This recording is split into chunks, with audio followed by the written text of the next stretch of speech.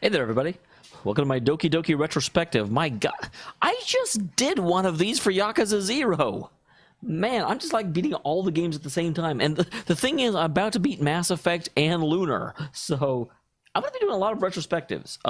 Before I begin, let me say first and foremost, you absolutely need to play Doki Doki through before you listen to this. You can't talk about this game without there being spoilers. In fact, the picture I'm drawing is going to be a major spoiler. So please go play the game, turn off this video. I don't want to ruin a pretty exceptional game for you guys just because you want to hear my thoughts on it. My thoughts are you should go play this game. So in the last video, I kind of talked about what my thoughts were about Doki Doki, and just to make sure everyone's aware, I'm actually recording this before the finale even publishes, because I have been thinking about this game ever since I beat it about 6 hours ago, and I've come to some realizations, I've had some thoughts, and this is going to sound egotistical of me, but I don't want I want my thoughts recorded before I get spoiled by everyone else talking about what they interpret the game as. Although I will, just to make it clear, I did watch the 2 game theories on Doki Doki, and they helped, although I don't fully agree with them. If you don't know what I'm talking about, I will link them in the video below. I'm not going to summarize them here. So, the game. Obviously, I like the game. The game is fantastic. I do stick with what I say. I think I liked Undertale better because I thought Undertale was a little bit more of a coherent view of the self-aware game model, but this was still really interesting, and it had some very unique concepts that I had not previously seen. So I was pretty happy to see that. And I'm pretty happy. The whole idea of a character being deleted to signify death was a super unique twist on the genre, and I really appreciated that. I also, again, like I said, the whole like twisting of what your expectations on its head, having the petite mouthy girl be petite because she's so malnourished. That was a I know I keep talking about it every single time I talk about Doki Doki, but that was one of the best moments I've ever seen. It has a lasting chilling effect because you're going to see that character archetype again and again, and every time you see it from the time you play Doki Doki on, you're going to remember Natsuki, and it's just going to be uncomfortable, brilliantly uncomfortable. I mean, it's good. It's almost fattening. So the only things, and the game doesn't do anything wrong per se, though I will absolutely state that I feel like the game could have been better if the game was a little bit more clear with where it was going. They handled Sayori's death so reverently and so straightforwardly, and so they took the time to appreciate the character and the condition, and they were very respectful in showing depression. And then to go from that to the way they handled Yuri's death, and again, a lot of this has to do with my own outlook on the game and my own frustration with the game. I wanted it to be more of that, and that's not what the game was trying to be, and I can't really hold the game accountable because my expectations weren't met. That's completely unfair. But it is still something that sits with me because every time, my fondest memory of the game, weirdly enough, is the way they handled Sayori. And Yuri just left a bad taste in my mouth because it was almost like hammed up. Although, again, with the whole game, looking back on it, it makes sense why it was hammed up to that degree. But that said, those are my closing thoughts on the game. I still really like it, and even then, this is one of those things that I can look at. I can say I wish this was somewhere else, but I can also say at the same time, I understand why it wasn't. It's similar to when I watched Ready Player One, and I'm not going to go into spoilers for that movie before anyone gets scared. But there are things they changed about it from the book. But I can look at that and I can say, you know what? I understand why that was changed, and I would have preferred it still be the same, but I also recognize that you can't keep it the same. And the same thing here. To tell the story Doki Doki was trying to tell, they had to have a slow build. And so when you got to Sayori, it still hadn't played its trump card yet. It wasn't going to lay it all out there, so to speak. But by the time you got to Yuri, then it was in the spiral stage, going out of control. But that's not what I want to talk about right now.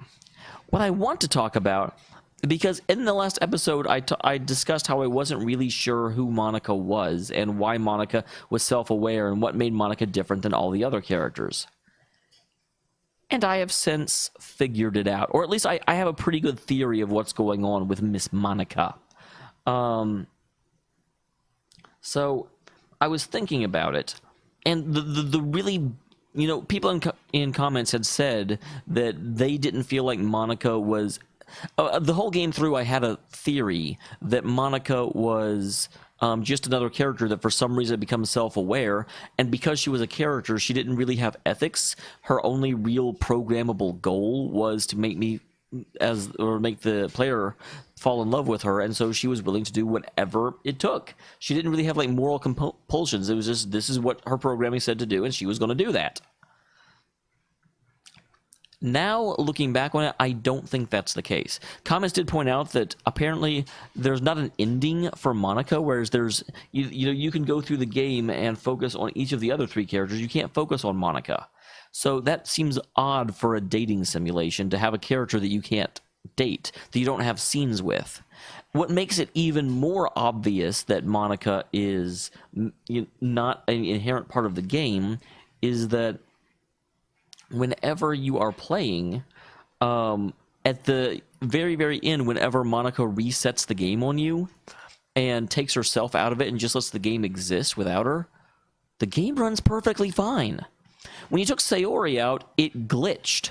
There was a lot of stuff that Sayori was supposed to be attached to, and the game started to have trouble sustaining itself because Sayori wasn't in the game anymore, and it needed her.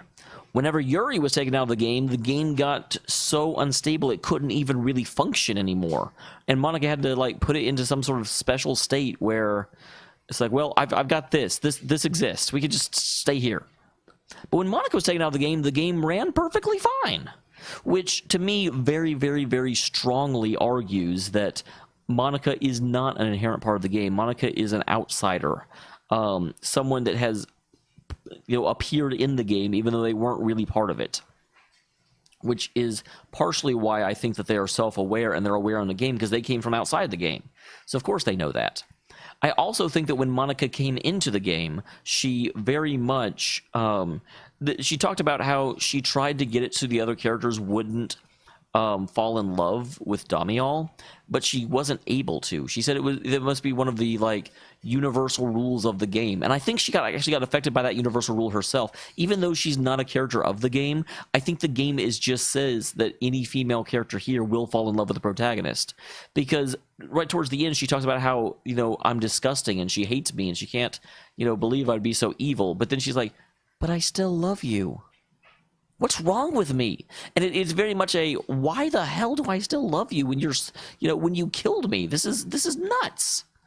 And again, I think it's just a case of simply by being in Doki Doki, Monika was kind of forced into falling in love with the player character, even though she wasn't an inherent part of the game.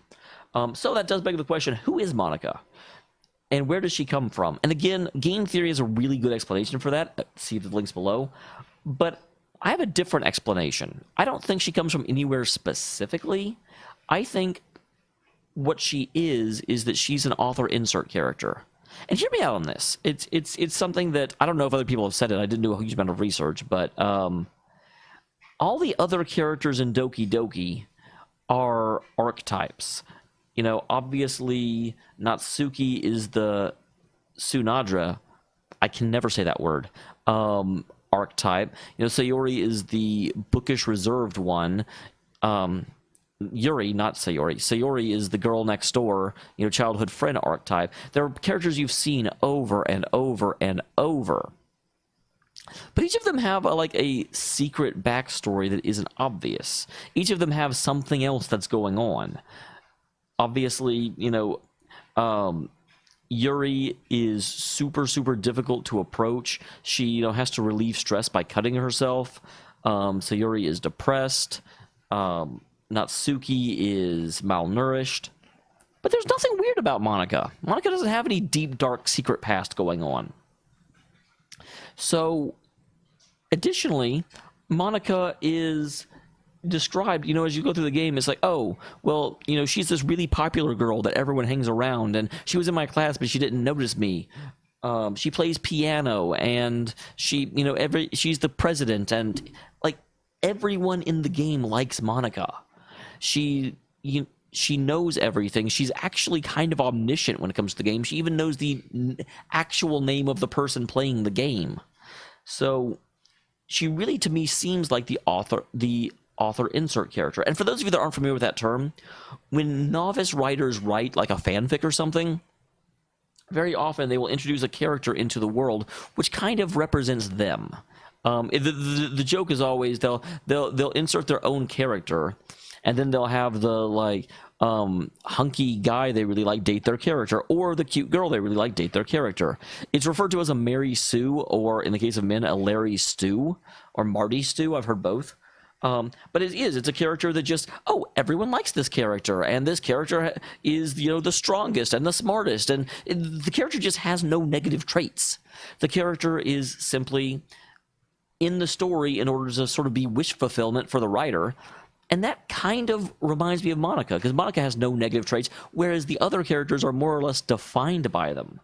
And that also explains why when you take the author insert character out of the piece still works perfectly fine. It doesn't need that character. That character isn't actually set up for Monika to exist. And lastly, like that's my theory for what it's worth. I really appreciate the emotional depth this game has. And I think that's why I sort of hold it against it, that it told the story it wanted to tell, not the story I wanted it to tell, which is super conceited to say. So, I know I just keep repeating myself, and I apologize. It's a good game. You should play it, although if you got to this point and you haven't played it, then you didn't listen to my advice. And yeah, I'm super glad I got to play it. Oh, that reminds me. I know I said this in the last episode, but I'm going to say it again, and I have no idea if you guys have already posted it, because, again, I'm posting this before the other episode goes live, because I just can't help myself. Please, let me know if there's other... I mean, obviously, I don't think there's any other visual novels quite like this, but visual novels that require a lot of analysis and can really kind of break apart motivations and really understand things that aren't obvious.